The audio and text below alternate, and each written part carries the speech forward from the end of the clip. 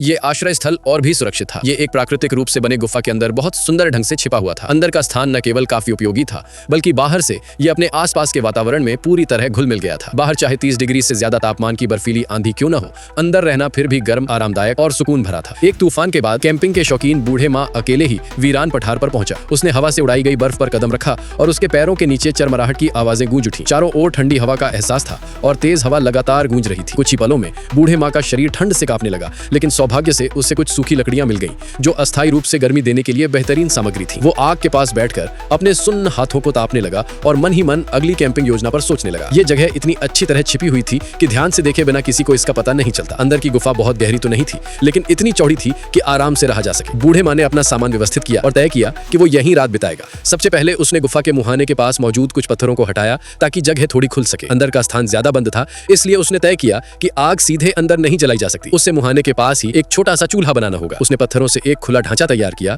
जिससे हवा आसानी से आ जा सके। इससे धुआं और कार्बन मोनोऑक्साइड गुफा में जमा नहीं होते और आग की गर्मी बाहर की हवा को भी रोकती। ये व्यवस्था ठंडी हवा को अंदर आने से रोकती और साथ ही गर्मी को गुफा के पास बनाए रखती। उसने अंदर के टूटे फूटे पत्थर और कचरा हटाकर एक समतल जगह बनाई जहां वो आराम कर सके। फिर वो बाहर गया, कुछ सूखी टहनियां इकट्ठा की और आग जलाई। हल्की हल्की फूंक मारने पर टहनियों में चिंगारी भड़क उठी और जल्द ही आग जल उठी। गुफा में फैली आग की गर्म रोशनी ने सारा अंधेरा मिटा दिया। उसने अपना सारा सामान अंदर लाकर एक मुलायम चटाई बिछाई और अपने छोटे छोटे रसोई उपकरण सलीके से सजा दिए। थोड़ी देर बाद वो बाहर गया और कुछ साफ बर्फ पिघलाकर पानी तैयार किया। उस पानी से उसने गर्म चाय बनाई ताकि शरीर की ठंडक दूर हो सके। रात की ठंडी हवा से बचने के लिए उसने गुफा के मुहाने पर मोटी झाड़ियों की एक परत लगा दी, जिससे हवा तो रुक जाए पर थोड़ी वायु अंदर आती रहे। जब रात पूरी तरह ढल गई तब बूढ़े माँ का सबसे सुखद पल आया। उसने एक डिब्बा बीफ का मांस लिया, उसे आग पर गर्म किया और फिर रात के सन्नाटे में चैन से खाया। खाना खाने के बाद उसने झाड़ियों से गुफा का मुहाना बंद किया, सोने की तैयारी की और आग की धीमी पटक पटक आवाज सुनते हुए धीरे धीरे नींद में खो गया। अगली सुबह जब वो जागा, बाहर फिर बर्फ की सफेद चादर बिछी हुई थी। दीवार के पास उसने फिर आग जलाई और गर्म कॉफी बनाई। उसने सावधानी से कप उठाया, सतह पर उठती भाप को धीरे से फूंक मारकर हटाया और एक घूंट लिया। गर्म कॉफी का गाढ़ा स्वाद उसके गले से उतरता हुआ शरीर में गर्मी भर गया। सामान सीमित होने और सुरक्षा को ध्यान में रखते हुए थोड़ी देर के आराम के बाद बूढ़े माँ ने अपना सामान समेटा और वापस लौटने का रास्ता पकड़ा। उसका साया धीरे धीरे सफेद बर्फ में गुम हो गया।